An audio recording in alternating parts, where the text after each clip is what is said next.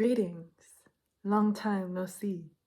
If you don't know me, my name is Ali, and it has been, honestly, I've lost track, but I believe it's been a year and 2 months since I started my Dupixent journey.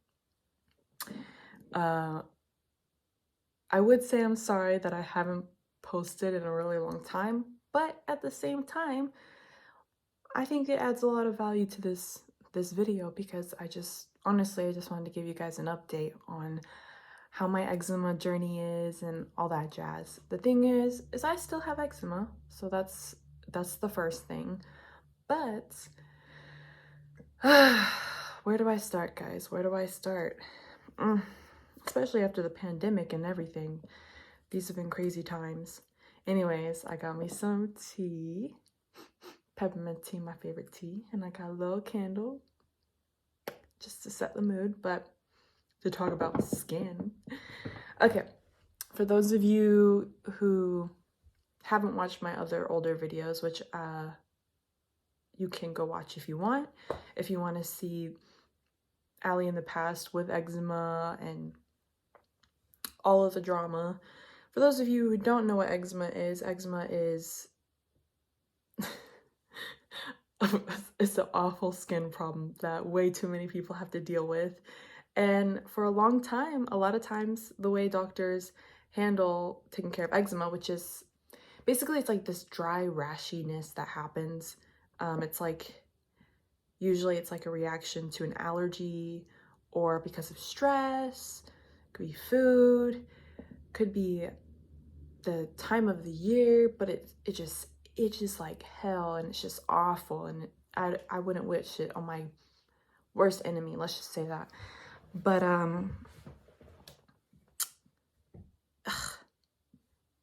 anyways, when I was really struggling with eczema, I've had eczema my whole life, and it's always been really severe, and it's just kind of slowly gotten worse. Doctors would always give me steroid cream, steroid ointments, steroid pills.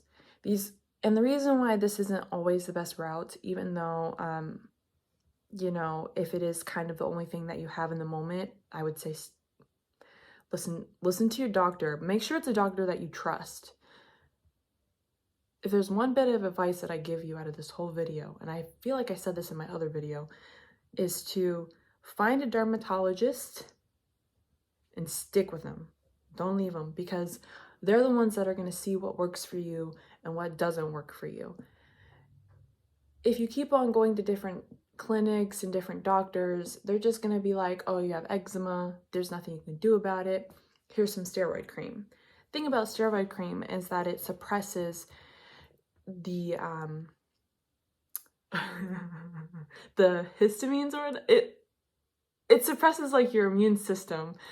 So it basically suppresses it and it goes away, but then when you stop using it, it'll come back. And sometimes it'll come back like twice as bad, 10 times as worse, stuff like that. Moral of the story, I cannot please everything that you hear in this video. I am not a professional. I'm only somebody who has dealt with eczema for my entire life, and there have been things that have worked for me, and there have been things that have absolutely not worked for me. Or they worked for me at first, like steroid cream and stuff like that. And then later down the road, it just made it worse in the end, you know. Steroid cream and ointment shouldn't be used for a really long time. Like, this is like even way too long, but I would say a year. Like, no, you need to find some alternatives. You gotta find some alternatives.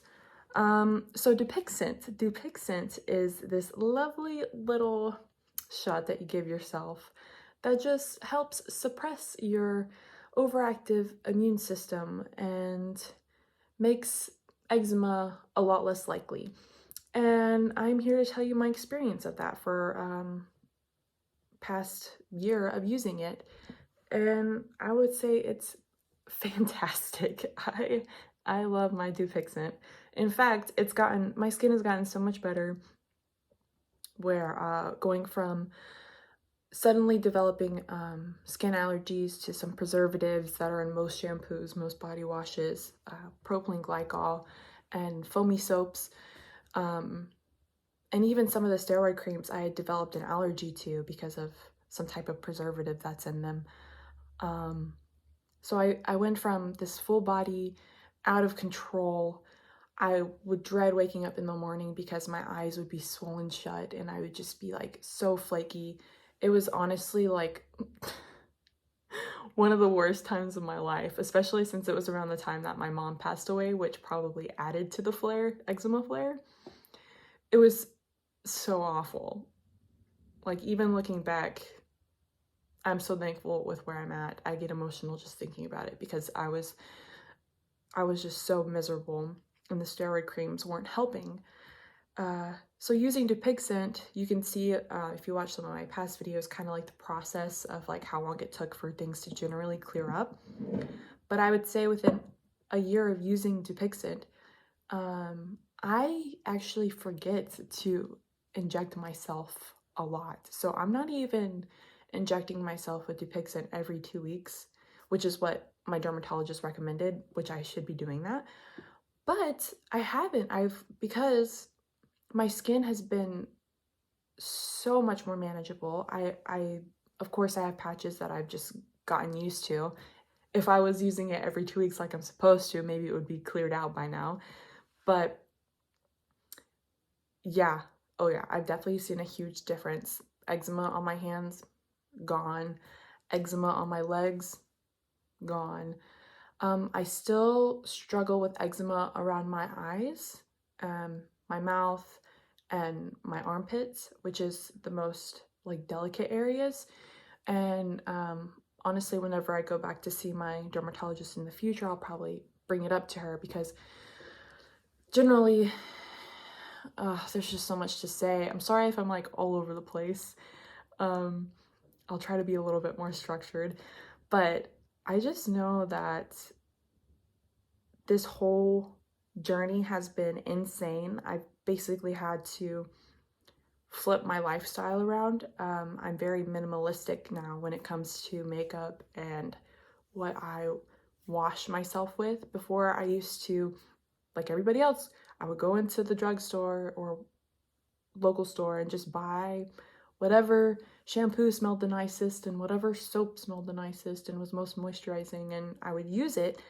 But now I don't trust anything, you guys. I got severe trust issues. I don't trust anything.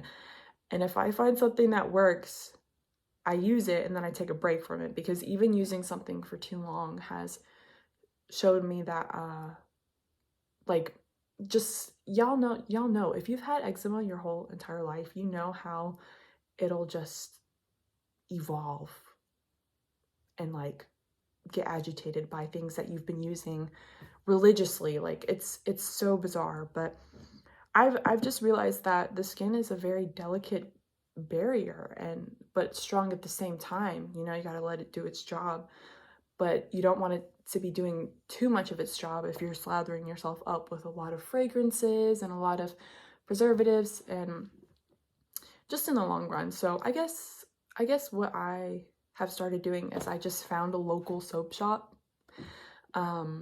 where the ingredients list is like this big instead of like that big.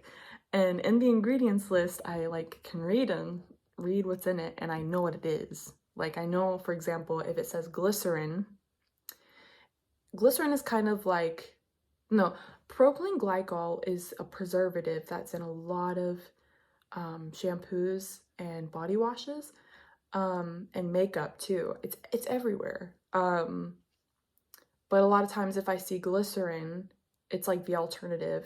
Most likely propylene glycol won't be in there. Glycerin is kind of the more organic version of propylene glycol. So that's a really common thing that I'll see in my soaps these days. If I see glycerin, I'm like, that's the one for me. I generally try to avoid fragrances at all costs, especially if I'm having a breakout. Sometimes I will kind of splurge and experiment if it's like you know, like an essential oil or something, like a fragrance, like I try it. Sometimes I'll get a reaction, sometimes I don't.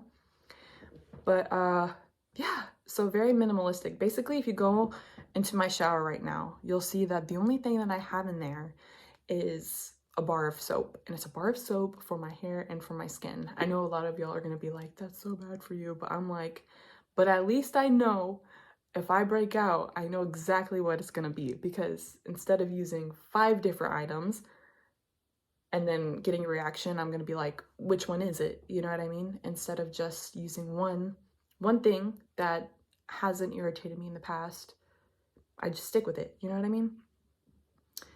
And then makeup. Makeup has always been hard. Oh, I love peppermint tea. I think I realized with makeup, for me anyways, the foundation and the powder, it's just not worth it for me. I love makeup, and I'll get lost on YouTube, like watching Makeup Mystery. That's like my favorite channel. She literally like says these mysteries while doing her makeup. I love makeup, but I've realized for myself, like, if I'm gonna do makeup, it has to be on like very, very, very rare occasion, because I got baby skin, y'all. My skin gets so irritated so easily. So I just kind of stick with like mascara, eyeliner, things that are not sparkly and things that are not smelly. Like very minimalistic. If I were to break out the next day, I would be able to like see very quickly like what are the 2 items that I used on my face yesterday that caused me to break out. It was very unfortunate. I swear this is about Dupixent. I swear this is about Dupixent. Sorry guys, I'm going on a rabbit trail. But basically, through my whole skin journey, I've realized to just keep things very simple, find the things that I enjoy, you know.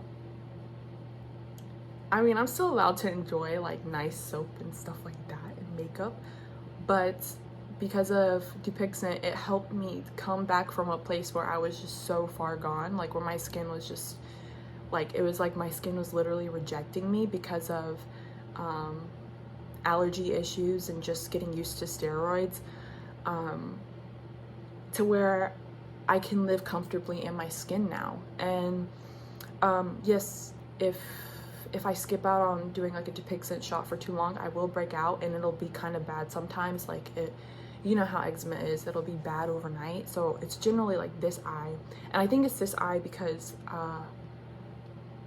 you got to be so careful, you guys. I learned that you have to be so careful with anything you're going to use, because I was over at my boyfriend's house, and he wears contacts too, and the what is it called?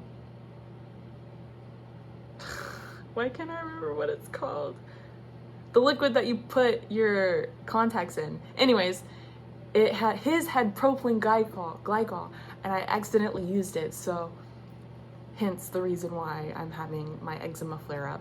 So doing Dupixent, it doesn't, for me anyways, it didn't like protect me 100% from having allergic reactions, but it helps me to recover, if that makes any sense. So basically, moral of the story is Dupixent is awesome, and I don't have any bad things to say about it, except that it can kind of become a chore after a while when you're like, oh yeah, I forgot, I need to like go give myself a shot, you know. But what a luxury, because I remember when I was so miserable, I would be counting down the days that I could inject myself again, because my skin was still in pretty bad shape. So I feel very blessed. But another alternative that's really saved my butt and surprised me and my dermatologist is that we found an alternative besides steroid cream to help when I do have a breakout, or like an allergic reaction, because I'm also allergic to like vape. So like when kids are vaping, I'm allergic to the smoke because the smoke has propylene glycol in it. So it's called, I don't know if you can see it. Right now the screen's showing me it backwards, so I can't tell it to you right now. But it's tacrolimus ointment. And this is not a steroid cream. This is something that probably only your dermatologist, not like a regular doctor, like a dermatologist can prescribe you, but it's an alternative for steroid creams. And it works like a gym. What it does is it just helps, it's just very anti-inflammatory. So if you see that you're getting like a red patch where your eczema is coming out, I just use it like this, like 2 days in a row, and it'll be gone. And so I know that this doesn't help everybody all the time, but it's helped me. So I think my best, seriously, if there's anything that you get from here, just find yourself a really good, reliable dermatologist and ask for the option of Dupixent if your skin is severe enough. If you're with your dermatologist for long enough, they'll be able to determine whether you can get Dupixent. And my Dupixent has been completely covered for this whole entire year because it wasn't covered through my insurance, but I signed up through like a grant or something through the Dupixent site. A lot of the online nurses can help you through it as well, and I got approved for it. So, you know, as long as you have somebody to refer you to them, you know, it is very accessible. It's been very accessible for me and definitely 100% worth it. And the thing that I really love about Dupixent, the company, is that they, if you download the app, and they'll call you, they'll like remind you to refill your order. So it's not like you have to go to them all the time and enter in all your numbers and stuff like that, like your membership ID or whatever. They go to you and they're very persistent with you, like, hey, it's about that time for your refill, would you like to refill, all that stuff. So it's been a very easy process for me. And yeah, so I think that's just pretty much the moral of this video, is that 1 year using Dupixent, it's been great. No side effects, no insane dry eyes, no hair falling out, none of that. Just living in skin that I can actually live in and not be twitching all throughout the day. And it's December, so I mean, I have been having a breakout here and there, but that's just allergens. It's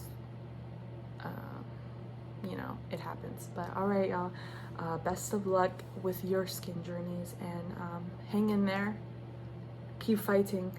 There's a light at the end of the tunnel. All right, bye.